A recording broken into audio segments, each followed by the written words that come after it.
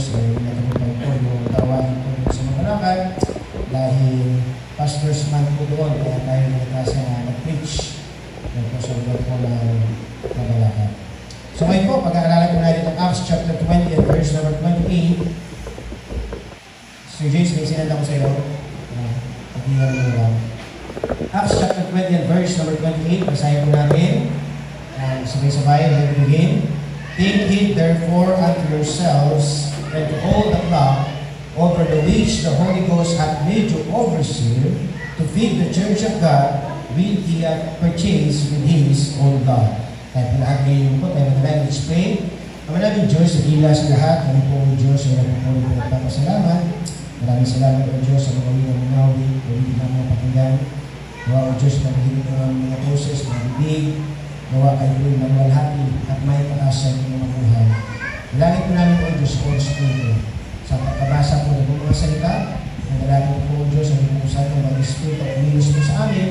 Ano man po kabuluhan, ano man po kabagabagan, ng mantala sa aming kaisipan. Gawa o Diyos na po magbigay ng kapayapaan.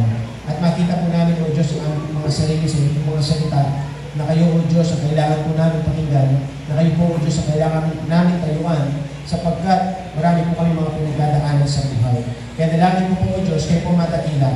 Pagpalain po o Diyos ang gawain po sa umaga po ito, maging matagumpay, gawin po o Diyos yung mga Sunday school po namin, hindi po silang paunahan din po sa kanila pong pag-aaral, sa kanilang moralidad, na maunawaan mo nila ganang mahalaga ang ganitong klaseng paglilingkod, pagtitipon sa inyo pong harapan. Kaya po madakila, patago rin po sa inyo pong krus at patuloy kay po o Diyos ang magbigay ng katagumpayan sa aming pong kalagitnaan. Kami dalangin sa pangalan ni Jesus.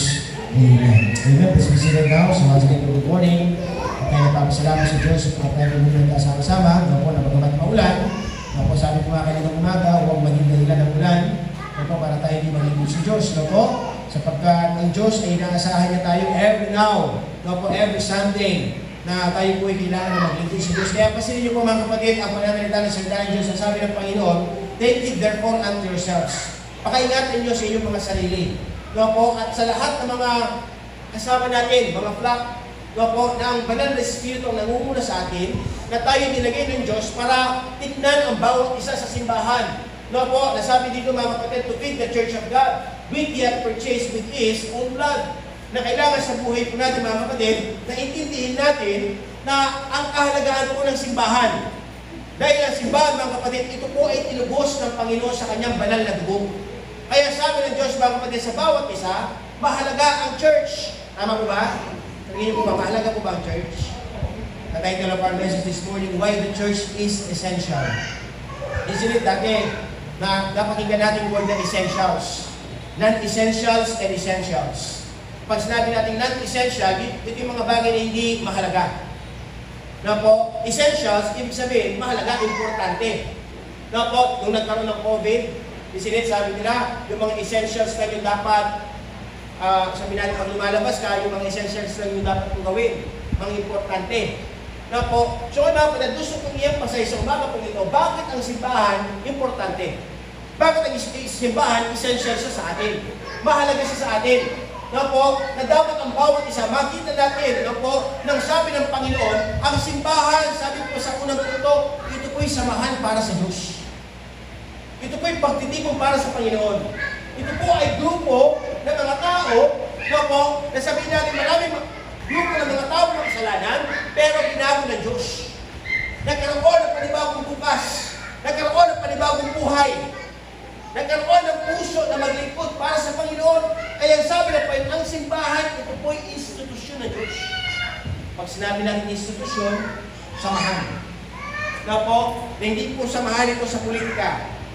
Hindi samahan na parang barkada lang. Hindi samahan mga kapatid na parang ipagmalaki yung mga bagay na meron ka.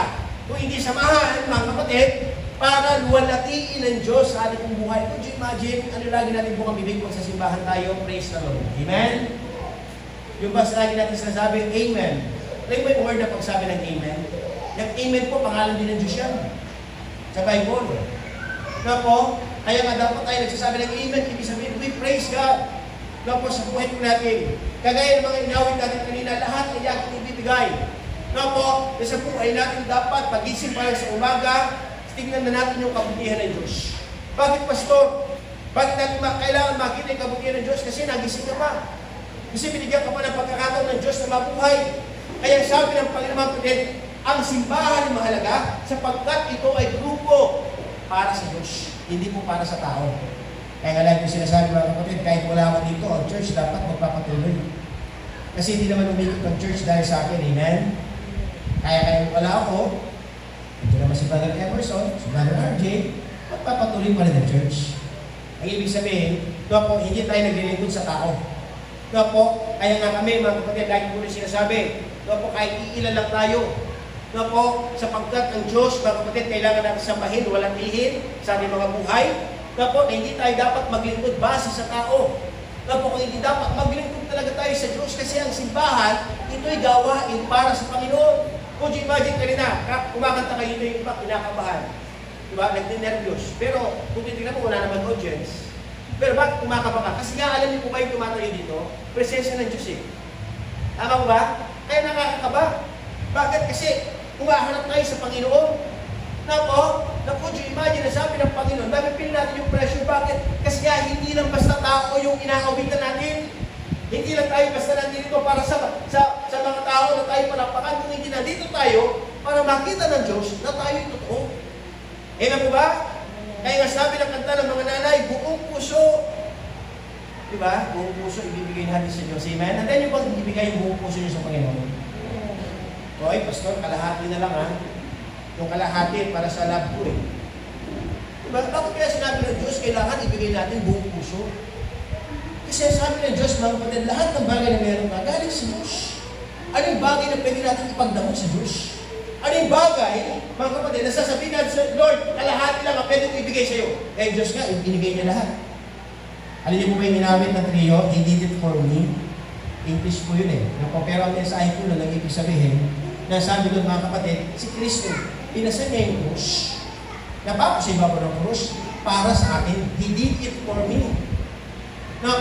Nasabi ko sa chorus, kahit gagawin niya ulit ng Panginoon, magpapapako siya para sa atin, para iligtas tayo. Gagawin ulit ng Diyos yun. Bakit? Kasi gusto niya ipakita ng Diyos ang kanyang pagmamahal sa atin. Gusto niya ipakita na mahalaga siya. Mahalaga ka sa harapan ng Diyos. Na wala siya, sabihin natin sabihin natin, hindi siya magdadalawang isip, na gagawin niya muli ang ginawa niya sa krus ng Kalbaryo. Bakit? Kasi mahalaga ka. Kaya sabi ng Diyos ng ating pinag-aaralan, mga kapatid, ang church ay essential, importante. Bakit? Kasi ito'y binili sa halaga. Si Kristo. Samahan para sa Diyos. Number 2. What is number 2? We are told in the scripture, in not forsaking our worship together. Why the church is essential? Bakit ang church ay importante? Ang pananambahan ay importante sapagkat sinasabihan tayo ng banal na kasulatan na huwag nating hayaan, pabayaan ang araw o oras ng pagtitipon na sama-sama. Ano po na kasulat mga kapatid? Hebrews chapter 10 and verse number 25. Hebrews chapter 10 and verse number 25 na sabi ng salita ng Diyos, not forsaking ourselves together. Na po, huwag daw po natin hayaan, not forsaking the assembling of ourselves together. Alam mo yung word na forsake, hinabayaan, hinayaan. Na po nasabi ng Diyos, dapat huwag natin ibaliwala ang araw ng pagtitipon. Amen? Kaya every Sunday, dapat nag-church tayo. Amen? Pumupunta tayo sa simbahan. Hindi, pastor maulan Hindi, pastor. Naku, marami akong problema. Hindi, pastor, marami akong kailangan. Kailangan ako, may pupuntahan ako. Kaya sabi ng Diyos, mga kapatid, kailan kaya mawawala yung mga dahilan natin? Kailan kaya mawawala yung mga dahilan natin? Ang sabi ng Diyos, bakit ang tao pagdating sa akin ang dami ng dahilan? Pero pagdating sa ibang bagay, lagi na lang nakako. Ay, tara Mars, punta tayo. Ay, tara, punta tayo dyan. Agad-agad, go sa iba. Pero pagdating sa Diyos, Panginoon, sa susunod na lang Pastor, sa kanan lang. Bukas na lang, kasi po ganito. Kaya sabi ng Diyos, mga kapatid, ang sabi ng Diyos, Hebrews chapter 10 and verse number 27, huwag mong ipagwalang halaga. Huwag mong pabayaan ang araw ng pagtitipon. Kaya sabi ng Panginoon, mga kapatid, dapat sa buhay po natin, patuloy tayo magsamba. sa araw ng linggo, bigyan natin ng importansya ang paglilingkod ng Panginoon. Kasi sabi ng Diyos, kung ikaw mismo bilang isang mananampalataya na sinasabi mong anak ka ng Diyos, na sinasabi mong may takot ka sa Panginoon, kung ikaw hindi mo pinapakita na mahalaga ang pagsamba, paano nila malalaman, hindi ba? Di ba po ba? Paano nila malalaman? Kasi nga, sabi nga ng salita ng Diyos, kayo yung buhay na Biblia. Tayo po bilang mga mananampalataya, kasi hindi naman lahat ng tao may Bible. So ngayon, ano yung binabasa ng tao? Tayong mga mananampalataya. Nasabi ng Bible, mga kapatid, na salita ng Panginoon, tayo yung buhay na Biblia. Bakit? Naglilingkod tayo sa Diyos. Yung mga tao, tinitingnan tayo, anong ginagawa natin every Sunday? Napapansin niya, nagbibihis ka, umaalis ka. Ay, darating yung time na sabihin niya, uy, sa next Sunday, sama ako sa iyo, ha? Mag-church na rin ako. Would you imagine? Kung anong ibig sabihin, makakapag-influensya ka dahil sa iyong pagsamba sa Diyos. Dahil sa iyong pagiging tapat sa paglilingkod sa Panginoon. Kaya sabi ng Panginoon, mga kapatid, huwag mong hayaan, huwag mong pabayaan ang araw ng pagtitipon. Ano mo ba? Alisin po natin ang mga dahilan. Sabi nga ng Diyos, 6 na araw sa iyo eh. Diba? Hindi man nga isang araw yung hinihingi ng Diyos, ilang oras lang. Pagkakain pa natin sa Diyos. Kaya po, nasabi ng Panginoon, minsan sa kakaselfon mo, dami mong oras. Sa kakamanites mo, dami mong oras. Yes, sa trabaho, may oras para sa trabaho. May oras para magpahinga. Pero sabi ng Diyos, sana naman yung oras para sa atin, huwag mo nang ipagkain.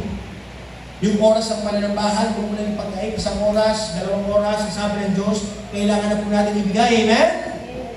Kasi inaasahan tayo ng Diyos. Kung isip ka natin natin sarili, ganitong umaga, lakas ng ulan. Diba pag malakas yung ulan, masarap? Matulog. Mamaluktot ka sa kama. Diba sa higaan. Diba? Manonood ka na lang ng video, cellphone. Mag-swipe ka na lang, ganyan ka na lang ganyan. Sa tingin nyo sa kakaganyan nyo sa cellphone nyo, mauubos ba yan? Minsan sinasabi natin, ay, saglit na lang ito, mauubos. Hindi mauubos siya. As kung nagmaganyan ka, marami kang makikita. Tama ko ba? Kaya sabi ng Diyos, pagdating sa ibang bagay, dami mong oras. Nasabi ng Panginoon, pag-araw ng linggo, kailangan kang bumangon. Amen? Ay, oras na para maghanda. Oras na para maligo. Dati yung service. Di ba? Kailangan ko na mag-prepare. Bakit? Kasi maglilingkod ako sa Diyos. Amen po ba? Kaya dapat gano'n na maging kaisipan natin. Ang paglilingkod sa Panginoon dapat hindi sa pilitan. Amen? Napipilitan po ba kayo? Diba, naglingkod ka na rin lang, napilitan ka. Sa tingin mo ba, ninyo, masisiyahan ng Diyos? Nakikita na po ba kayo ng tao na pipilitan? Di po wala sa kalooban. Di siya masiyas kanyang ginagawa. Tama ba? Para bang nandun siya dahil napilitan na siya, parang wala siya. Nandun nga siya, pero parang wala siya. Nakukuha niyo po ba yung sinasabi ko? Kasi bakit napilitan lang eh? Wala sa kanyang kalooban, wala sa kanyang kagusto, wala sa kanyang plano. No, po kaya ano siya? Iba ang kanya iniisip. Lumilipad ang isipan. Sa mga po ito, lumilipad kaya yung isipan. Pag-isipan nyo nandito, nakapokus para sa Panginoon. Amen? Kasi sabi ng Diyos, naglingkod na rin tayo, ibigay na natin yung best. No, po, sapagkat ang sabi ng Diyos, hindi sayang ang oras na binibigay mo para sa Panginoon. No, po, ayun sa ang paalaala ng Diyos, mahalaga ang church. Why? Kasi sinabihan tayo, huwag natin hayaan ang araw ng pagtitipon. Ano pa mga kapatid? Number 3. Why the church is essential? Because man will not live by material things alone. Nga po, sabi ng point number 3. Dahil ang tao hindi siya mabubuhay sa mga material na bagay lamang. Nga po, but also by the Word of God. Hindi ka lang mabubuhay sa material na bagay. Nga po, kung ikaw ay Kristyano, kung ikaw ay may Kristo sa puso, kung ikaw ay sinasabi mong anak ka ng Panginoon, hindi ka lang dapat materialistic. Amen? Dapat hindi lang pang material. Kung hindi dapat kunin natin, mabuhay tayo sa salita ng Diyos. Ano po sabi ng salita ng Panginoon? Matthew chapter 4 and verse number 4. Matthew chapter 4 and verse number 4. Gusto ko basahin niyo po itong Matthew chapter 4 and verse number 4. Basahin niyo nga po na sabay-sabay. Ready, begin?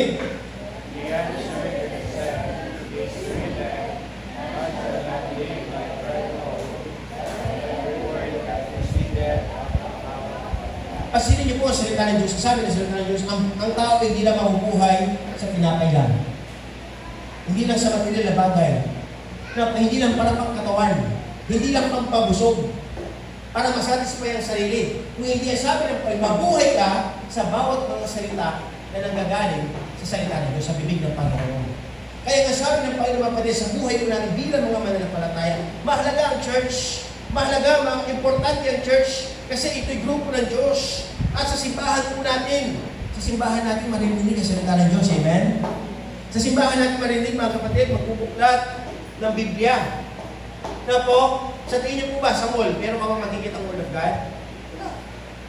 Sa ibang bagay, sa barkada, sa visual, meron ka bang makikita ang Word of God? Sa basketballan, lalakas ka ba para sa fire? Hindi. Saan ka lalakas? Natatatag. Sabi ng salita ng Diyos, sa kapapakinig mo ng salita ng Diyos. Saan mo mapapakinggan ng salita ng Diyos? Sa simbahan. Amen? Kaya sabi ng Diyos, mga kapatid, mahalaga ang church. Importante ito. Na ituring natin, mga kapatid, na sa buhay natin, na mahalaga ang simbahan. Alam niyo po ba ang isda? Ang isda, kapag inalis mo sa tubig, ano mangyari sa isda? Mamamatay. Tama ba? Mamamatay. Ang isda, kapag inalis mo sa tubig, mamamatay. Na po, ganun din po ang Kristiyano. Kapag inalis nyo ang salita ng Diyos sa inyo, mamamatay din tayo spiritual. Kasi bakit? Wala na tayong mapapakinggan. Hindi na tayo marinig. Wala na pagkahay yung ating spiritual. Na po, sa pagkatasabi ng Diyos, bilang mga mananampalataya, dalawa na ang iyong buhay. Buhay pisikal, buhay spiritual. Kung yung pisikal, pinapakain natin, ayaw natin magutom. Na po, lagi tayong busog, sagana sa pisikal. Gusto po ang ating spiritual na buhay.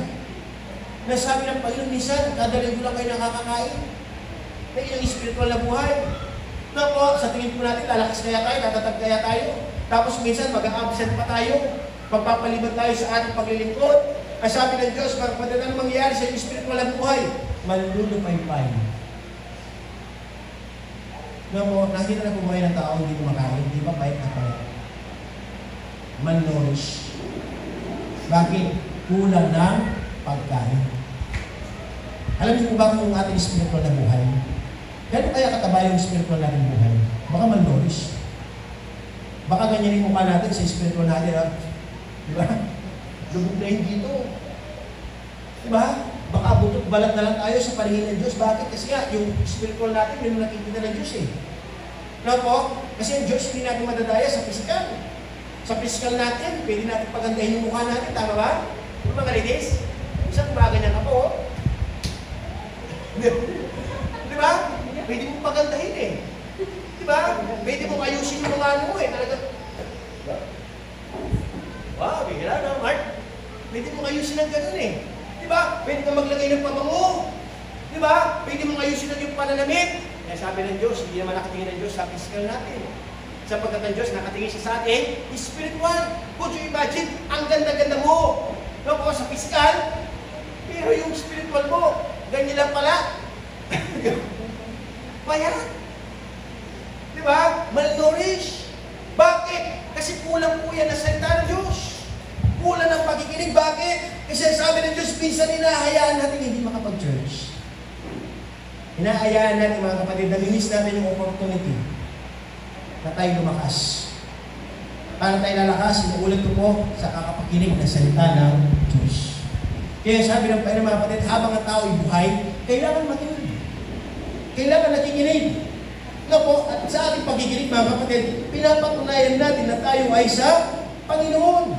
No, paano sabi ng salita ng Diyos mga kapatid in the book of John? Sige nga sis, buksan mo ha.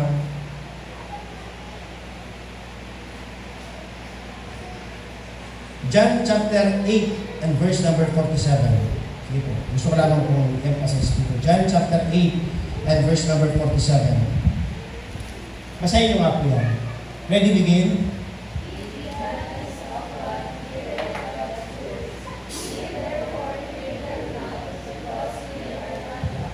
Pasilin niyo po yung pananalita na salita ng Diyos.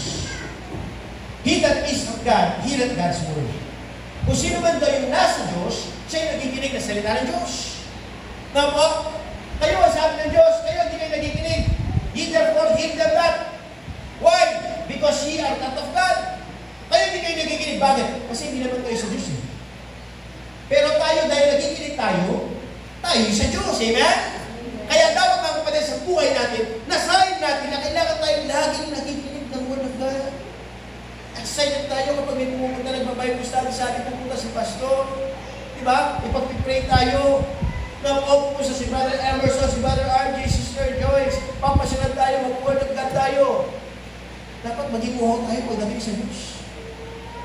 Napo, kaya sabi ng Panginoon mga kapatid, napo, why the church is essential? Because man will not live by material things alone, but also by the Word of God. The most important, mga kapatid, is our spiritual life. Di ba may mga tao, ang laki niya sa labas. Sa physical na kayo, malakas siya. Pero yung spiritual niya, mahina. Kaya dumating ang matinding pagsubok problema, anong nangyari? Agad-agad, nawawala ng pag-asa. Agad-agad, umaayaw na.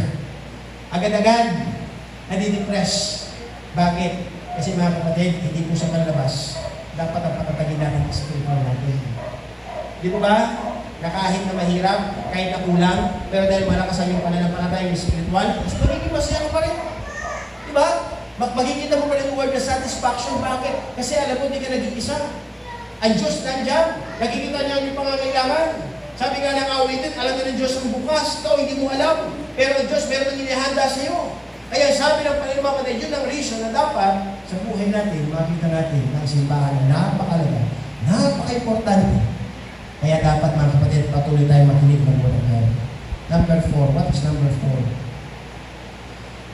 Why the church is essential? Number 4, our Lord is expecting us to gather together in His name with His promise. Nga po, makikita natin ito sa Matthew chapter 18. So, James, Matthew chapter 18 and verse number 20. Nga po, ang gusto po kasi ng Panginoon na dapat tayo pinagtitipon. Nga po, na hindi po tayo nakasambulan. Hindi po tayo nakakalat. Kaya sabi ng Diyos, dapat linggo, tayo po ay mag-tipon. No po, Matthew chapter 18 and verse number 20. No, nasabi ng salita ng Diyos diyan, mga kapatid, for where 2 or 3 are gathered together in my name, there I am in the midst of them. 2 o 3 na nagkakatipon sa aking pangalan, nandun ako sa kanila, kalagitnaan. No po, kaya sa oras na ito, higit tayo sa 2, higit tayo sa 3. Anong ibig sabihin ng Diyos sa atin? Nasa ating kalagitnaan. Hindi natin siya nakikita. Bakit? Kasi ang Diyos Espiritu. Hindi po siya gawa sa anumang bagay. Kung hindi siya ay Espiritu. Kaya niyo ba mga kapatid sa ating kalagitnaan? Kanina pa, nung tayo nanalangin, nagsisimula, tinitignan na tayo eh. Ang Diyos, tinitignan tayo, iniputan tayo lahat. Andito kaya talaga ito para sambahin natin. Totoo kaya ito sa paglapit. Totoo kaya ito sa kanyang pagkanta. Op, tingnan mo ito, nahantong lahat. Di ba? Alam mo ba mga kapatid, hindi lang ang Diyos yung nandito. Nandito rin si Satanas. Bakit? Para i-distract ang Diyos. Alam niyo ba si Satanas, naging pagulitan sa Diyos. Sabi niya, Panginoon, hindi sa'yo ito, sa akin to. Sa akin to. Sabi ni Satanas, akala mo lang sa'yo. Kahit nandito to, hindi sa'yo yan, sa akin yan. Sabi ni Satanas. Pero sabi ng Panginoon, sa akin yan. Diba? Tapos, ano gagawin ni Satanas? Babantayan ka, huhuliin ka. Nag-Facebook! Diba? Oras na simba, nag-Facebook. Sabi na sa'yo, Panginoon, sa akin to eh. Diba? At talaga, hayaan mo natin na tayo magbigay. Diba? Tapos sasabihin mo na sa lahat, ay, Panginoon, sakit to, tingnan mo. Akala mo, nakatikting sa'yo. Tulog yan. Bakit mo nasabing tulog? Hindi na nag-response, kaya na lang, Diba? Kaya sabi ng Panginoon, mga kapatid, andito ang Diyos. Tapos, sa bawat paglilingkod natin, mga kapatid, inaasahan ng Diyos na tayo magkatipon, magkasama, para makita po tinatawag ng pagkakaisa. Sapagkat sabi ng Diyos, mga kapatid, may pangako ng Panginoon. No po, na tayo nagkakasama, nagkakasundo. No po, na tayo nagkakaisa, umaawit. No? Kanina, umawit yung mga nanay. Napakagaling kumanta ng mga nanay. Kahit hindi na nagpa-practice, nakakakanta. Amen? Diba? Pero kagandahan din mga kapatid, kapag nagkaisa kayo, meron lang isang leader, napapasunod ka. Diba? Yung sinanay Jackie, hindi nyo man alam, pero nakakasunod siya. Di ba? Kasi ganun yun eh. No, kasi ang mga bagay kapag pag-aaralan mo, matututunan mo. Tama mo ba? Pero kapag wala kang interest, kahit magaling pa yung magturo, hindi ka matututo. Wala kang interest eh. Wala sa kayong kagustuhan, wala sa loob yung ginagawa ko eh. Di ba? Hindi ka sabihin natin matututo. Kaya sabi ng Panginoon mga kapatid sa buhay ko natin, nag-i-expect ang Diyos. Na tayo po magkatipon na sama-sama, walagin ng Diyos sa Espiritu at katotohanan. At sa bawat pagtipon natin, ang Diyos ang mataas. Hindi pangalan ng tao, hindi pangalan ng Diyos. Amen? Kaya lagi natin sinasabi, praise the Lord, amen. Bawat naman na maganda, ano sasabihin natin? Amen. Napakagaling po ninyo. Digdi, amen? Ano sasabihin natin? Praise the Lord.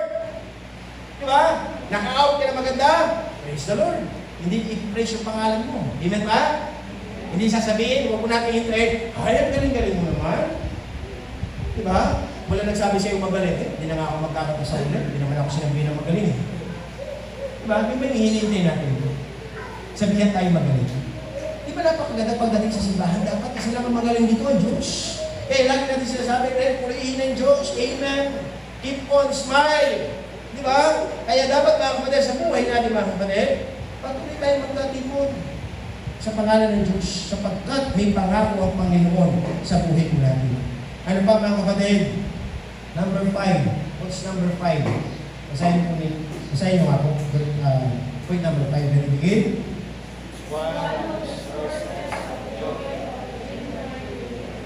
Bakit ang church importante mahalaga?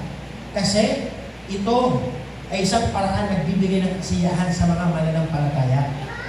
Masaya po ba kayo pag pumunta sa church? Kasi si King David meron siya sinabi, Psalms 122 and verse number 1. Psalms 122 and verse number 1, sabi ni King David, mga kapatid, nga po, in this book, Psalms 122 and verse number 1.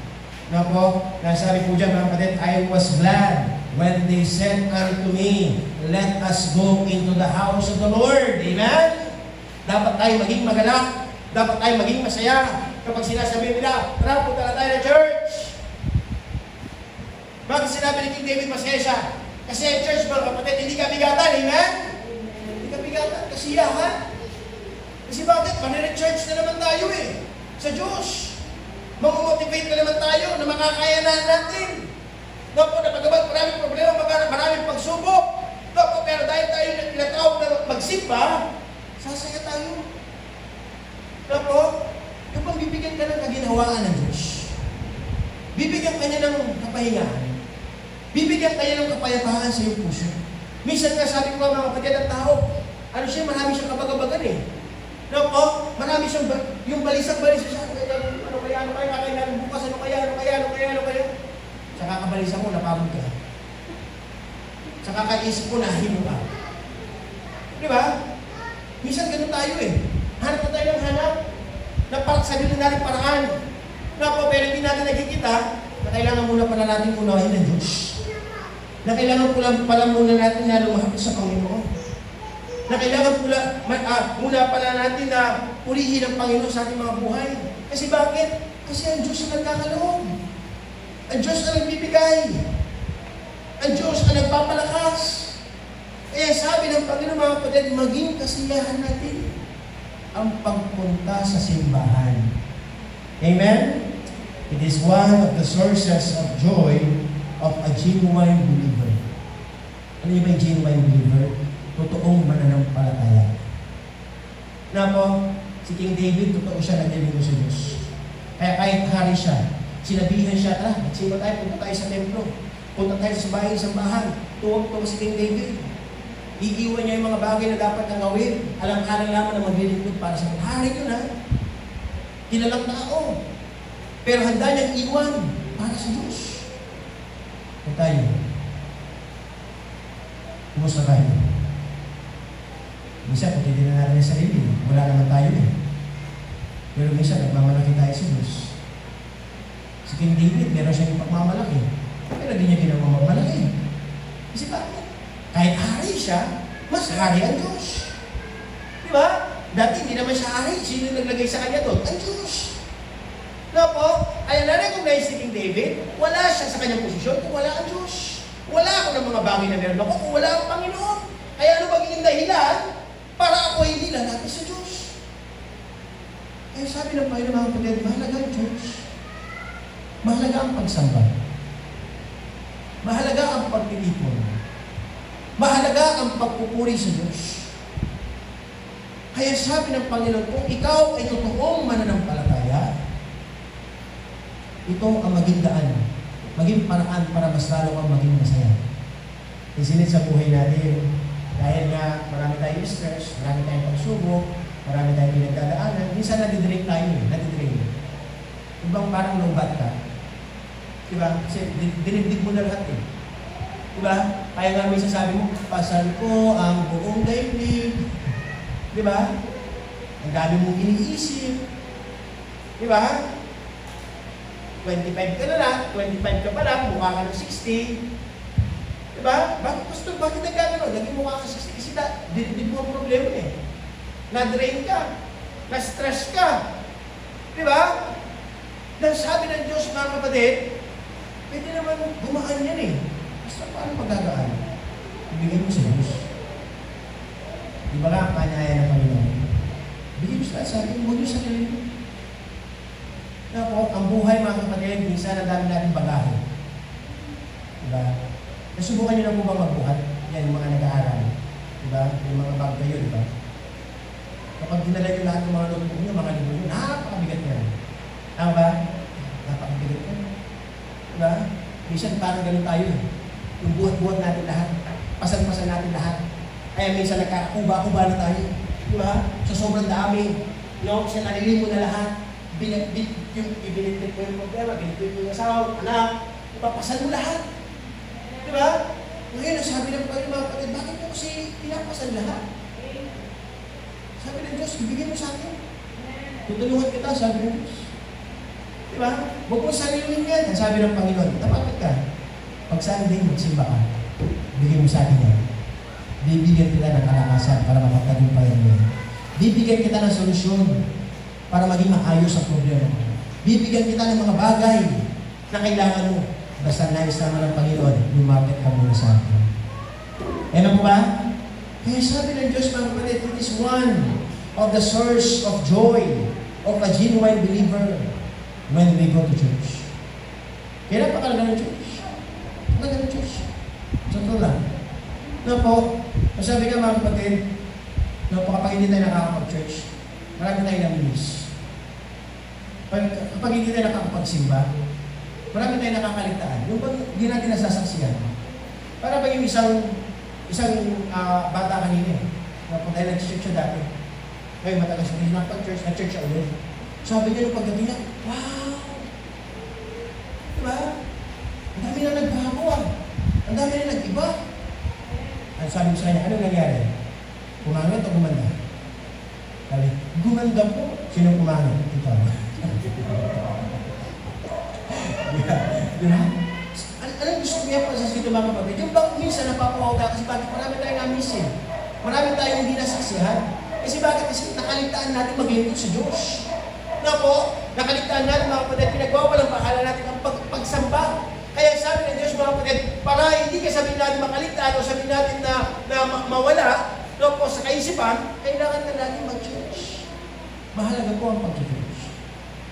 Na po, sa tingin niyo po ba, yung mga kasama natin nila nagsisimba, masaya ba sila? So bakit? Maraming kulang eh. Diba? Minsan nakala nila, pera kasama tayo. Kahit marami ka ng pera, mga kapatid, kung wala kang paglilingkod sa Diyos, walang kwenta ang pera. Na po, kahit masabihin natin ikaw, nakakakuha, nakaka-achieve, na po sa school, may mga nakukuha ang diploma, pero kulang ka naman sa paglilingkod sa Diyos, walang kwenta ang diploma mo. Sa pagkakasabi ng Diyos, ang pinakamalaga sa buhay natin kung mapapasaya natin ang Diyos sa buhay natin. Kaya sabi ng Panginoon, patuloy mong pasayin ng Diyos. Patuloy mong paglingkuran ng Panginoon. Na po, sa pagkakasabi ng Diyos, mga kapatid, ang pagsamba, ang paglilingkod, ito ay importante, mahalaga, essential sa buhay po natin. The last thing, number 6. Amen? Nandiyan po ba kayo? Amen. Number 6. What's number 6? Basahin niyo nga po, ready begin?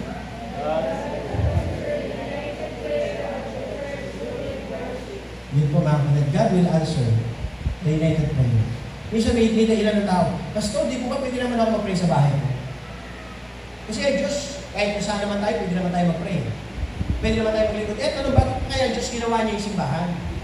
Kasi nga, mga kapatid, mas papakinggan ng Diyos yung pagkakaisang nananalangin.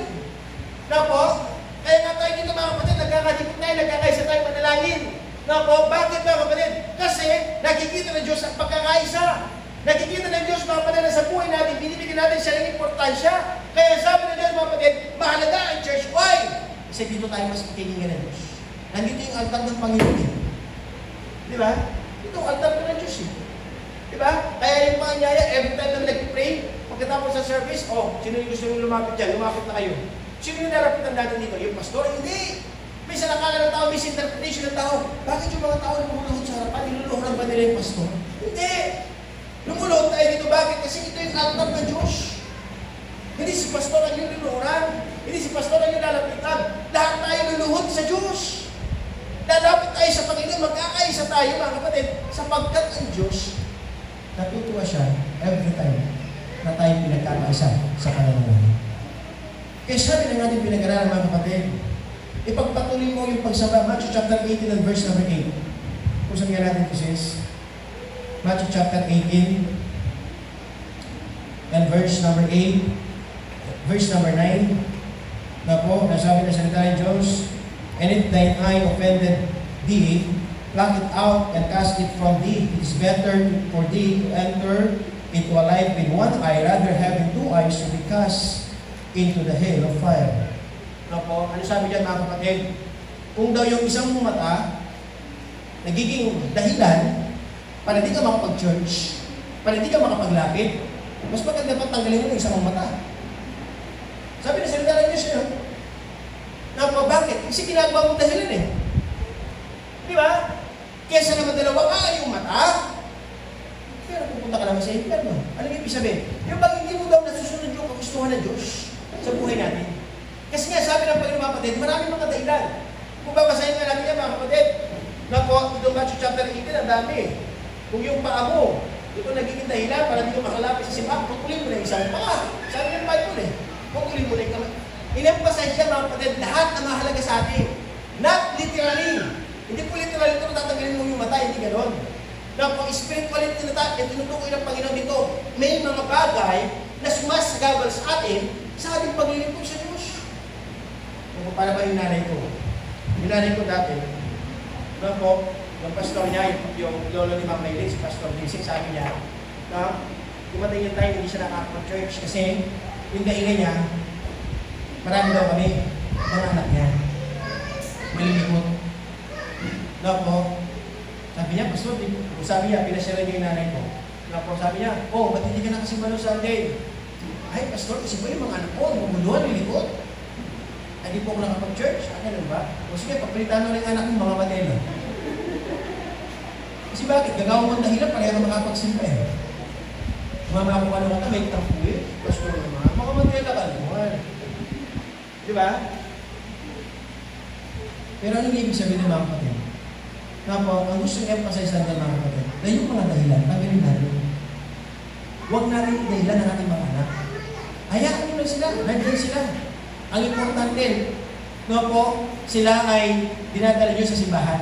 Kahit na maliliit sila, kaya sa atin niya, nakalaki ng playground nila, hayaan nyo lang sila.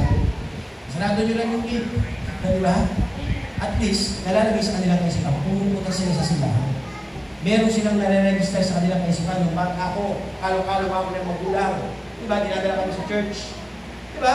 Kaya mga kapatid, yung nanay ko noon, naging challenge sa kanya, kahit na marami kami, pumunta ng church. O diba? Ngayon, naging sayang ba yung pagsasakripisyo, paglilingkod sa Diyos? Hindi. Kung you imagine yung anak niya nagpastor. Diba? Ay nanay ko, proud na proud sa akin. Kasi bakit? Nagpastor yung anak niya. Dati, yung nanay ko, dami may pangarap sa akin. Maging seaman, maging engineer, maging architect. Diba? Dami may pangarap. Kasi sabi ng nanay ko, kasi nakikita ko magaling ka eh, sabi niya. Kaya kaso iba yung pangarap ng Diyos eh. Hindi sa totoo lang, yung nanay ko magaling eh. Kaya nakikita niya daw, ma-disposition daw ako, yung bata pa ako. Marami siyang pangarap sa akin, kaya kaso iba yung pangarap ng Diyos eh. di ba? Nung una nga, nag-away pa kami ng nanay ko. Kapag nagpasok ka, bahala ka. Pag nagsuko daw ako ng buhay sa Bible school, bahala ka. Diba? Pero dati, pinag-a-apply ako. Pina-apply ako sa Nuevesia, nag-aaral ako ng engineer. Pina-apply ako sa Bataan, mag-aaral ako ng seaman. Ang dami yung pina-apply sa akin, kaso iba yung kalooban ng Diyos. Diba? Ngayon, nagpasok ako. Diba? Mas lalo siyang masaya. Kasi bakit? Nakikita, naglilingkod tayo sa Diyos. Kaya rin gusto kong emphasize ng mga kapatid, huwag tayo gumawa ng mga dahilan. Yung mga dahilan, mga sagabal sa ating paglilingkod, tanggalin natin. Diba? Tanggalin natin. Kasi nga, sabi ng Diyos, 6 na araw sa iyo eh. Magtrabaho ka, gawin mo na gusto mo. Maglaba ka. Diba, ang paglalaba po, mga kapatid, huwag natin itaon ng paglilingkod. Amen? Minsan, inadahilan, Pastor, kaya di po ko nakapag-church, naglaba po ako.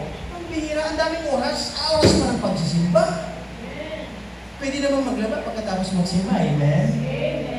Ang gawin mo muna, unahin mo muna ang Diyos. Ay, mas wala na ako kasi nakagawa. Kaya pintutuwa kayo tsura eh. Diba? Narakan lang yung wrinkles mo ngayon, no? Diba? Kasi bakit? Stress ka eh. Bakit hindi ka muna pumunta ng Diyos? Amen? Makinig ka muna. Mawit ka muna. Kasi sa church, makakasmile ka. Diba? Sa bahay, hindi ka makakasmile eh. Puno ka ng busangot dyan eh. Diba? Kaya pagtingin nyo sa bahay nyo, diba? Titingin nyo kayo sa salamin, mukha kayong burawot eh. Busangot kayo lagi. Mabubusog ka. Diba? Dahil na rin nanay, diba? Nagising pa ako, kaya niya, matas na yung barometer. Diba? Nakagaya rin ang presyo, no? Diba? Makamarek niya, makasya niya. Diba? Pero pagdating sa simbahan, mga kapatid, kakalma kayo dito. Amen? Bakit tayo kakalma? Kasi yung banal na Espiritu, tutuyo sa atin. I-charge tayo. Ako, bibigyan tayo ng kapayapaan. Bibigyan tayo ng mga kapatid na refreshment ng salita ng Diyos. Papaunawa niya ano dapat natin unahin. Anong mahalaga. Anong dapat natin gawin bilang isang mga mananampalataya. Sapagkat sabi ng Diyos sa oras ng ating paglilingkod, pagpunta sa simbahan, hindi po nasayang ang iyong oras. Amen po ba? Yung iba sabi nila, ay, hindi sa ako matutod.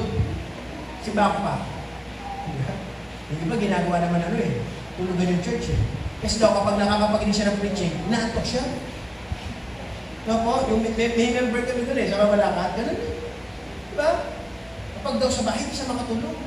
Pero sa church, kapag nakakapaginig siya, nakakatulog siya. Kaya ang gagawin niya pag gusto siya matulog, simba nga ako. Diba? Mali, amen? Kapag nagsisimba, bawal matulog. Amen? Gising po ba kayo? Pag di nag-response ha? Gising po ba kayo? Amen. Gising na sila. Amen? Kaya sa buhay natin mga kapatid, lagi tayong gising. Pagdating sa Diyos. Ay sabi ng ating pinag-aralan, mahalaga ang church. Mahalaga ang pagsimba. Mahalaga ang pagdalo. Mahalaga ang pagpuli sa Panginoon. Bago ang lahat, unahin muna natin ng Diyos. Amen po ba? Pwede naman natin gawin pagkatapos mag-church. Diba? Pwede naman tayo maglaba mamaya. Pwede naman tayong mag-transaction mamaya. Unahin muna natin ang Diyos. Bago ang lahat. Bakit? Kasi napakahalaga po ng pag-ulingkod sa Panginoon. Ano po sabi ng ating pinag-aralan, mga kapatid? Why the church is essential? Because the church is God's institution. Simbahan, samahan ito para sa Diyos. Hindi samahan lang ng tao. Samahan ito para sa Diyos. Sinabihan tayo ng Panginoon, huwag natin hayaan pag walang bahala ang pagtitipon. Na po, at sabi ng Panginoon, hindi ka lamang mabubuhay sa mga material na bagay. Kailangan mo yung Word of God. Kailangan mo ng salita ng Diyos na ito magpapalakas sa iyo, magpapatatag sa iyo. At ang Diyos, nag-i-expect siya na tayo magkatipon sa kanyang simbahan. Sapagkat may pangako ang Diyos. Na po, at kung ikaw ay totoong mananampalataya, ito ang magiging kasiyahan natin sa Panginoon sa Diyos. At sabi ng Diyos, mas pagiging ng Diyos yung ating panalangin. Bakit? Kasi nagkakatipon tayo dito sa simbahan. Mananalangin tayo. Amen? Kaya sa umaga po ito, hinaya niyo po bawat sa ay lahat ito mayo. Hindi po tayong lahat. Hindi po tayo. Pagkikapin natin mga mata. Tayo po magdinay-nilay sa ating pagkaluko, pagkapigil. Isipin natin sa lahat. Isipin mo yung sarili. Sino kaya tayo sa harapan ng Diyos? Minsan ang daming tao, napakayabang, nagmamalaki. Kala mo sino sila. Nasabi ng Panginoon, sino ba nagbigay ng lakas sa iyo? Sino ba nagbigay ng buhay sa iyo? Kaya sabi ng Diyos, walang dahilan para ikaw ay magdabot sa akin. Walang dahilan para ikaw ay hindi lumapit.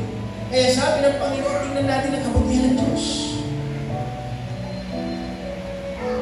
Mahalaga ang pagsisimba. Mahalaga ang may simbahan.